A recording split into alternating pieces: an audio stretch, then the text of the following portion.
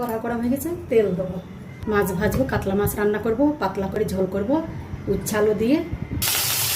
পাতলা করে উচ্ছে আলু ভাজবো না, এটা হালকাই ভাজবো। আর এমনিতে এই মাছ জ্যান্ত মাছ। উচ্ছে ভেজে নেবো, হলুদ লবণ। আমি উচ্ছেটাকে বেশি করে নিচ্ছি, কারণ উচ্ছের ঝোলটা ভালো লাগে খেতে। ওইগুলো আমি উচ্ছে ঢাকবো না, উচ্ছে ঢাকলে তেতো হয়ে যাবে, খুব অতিরিক্ত তেতো হয়ে যাবে। আমি আগলা করেই উচ্ছে ভাজবো।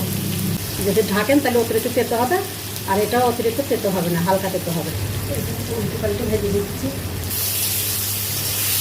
গ্যাস অফ করে দেবো, কারণ আমার কড়াটা দিতে হবে, নাহলে তরকারি খুব তেতো হয়ে যাবে। একটুকুই ফেলে দেবো, ফেলে ধরবো কড়ার জন্য।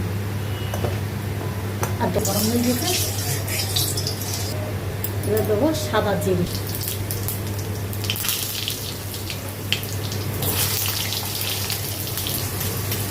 হলুদ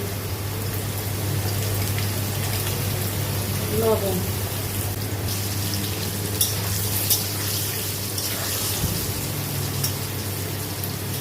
লবণ দেবো, হলুদও দিয়ে দেবো।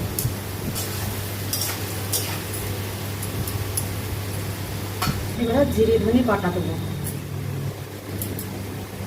আদা বাটা দেবো,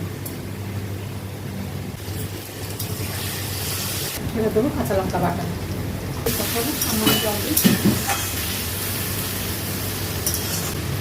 লবণটা আগে দিয়ে দিলে না, তাহলে মশলাটা কম ছিটকায়। মশলাটা দেবো সর্ষে বাটা, অল্প আছে এগুলো দিয়ে দেবো। আর একটু হলে ভালো আছে সর্ষে। আমি যদি দিয়েছি আদা বাটা, জিরে ধনে বাটা, কাঁচা লঙ্কা বাটা আর সর্ষে বাটা দিচ্ছি, আর কিছুই দেবো না। নামানোর সময় আর মশলা দেবো। ঝোল ফুটে গেছে, মাছ দিয়ে দেবো।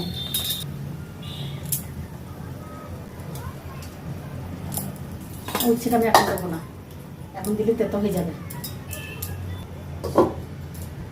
উচ্ছে যাতে এখন দিই, ঝোল খুব তেতো হয়ে যাবে।